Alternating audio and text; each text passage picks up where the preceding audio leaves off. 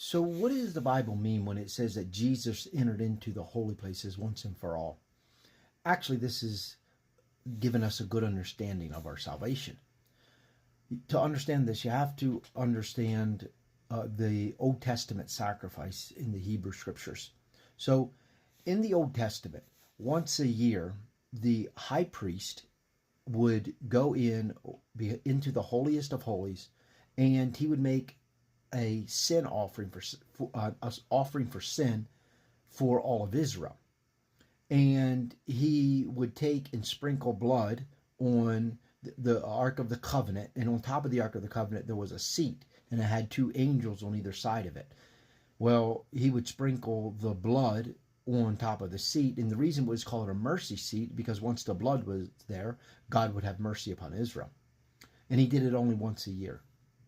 Well, in Hebrews 9:12, we read that Christ entered into the true holy places, which was in heaven, and he made an offering for sin once and for all, and he didn't need to do it year by year, but he did it once and for all.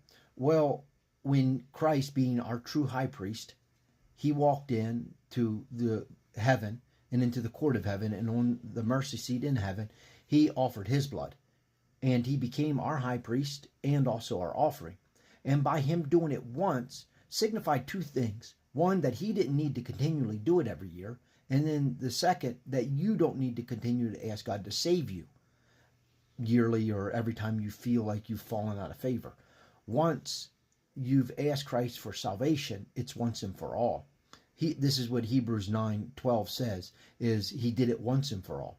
You see, it's not the need for you to continue to go back to God is not necessary. Once you obtain salvation and forgiveness from God, it's forever.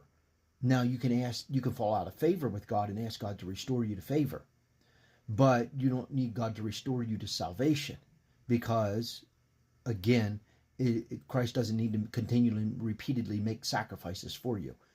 So then, when you have received salvation, rest in that. Rest in that he has accomplished the work for you. Just like once the high priest was about to do his job during the Day of Atonement, then any and all Israelites could rest upon the fact that they would be in right standing before God, because the high priest was doing his job. It was nothing that they had to do. They just had to believe in the work of the high priest. That's the same thing. There's nothing we have to do to obtain our salvation. All we have to do is rest and believe in the work of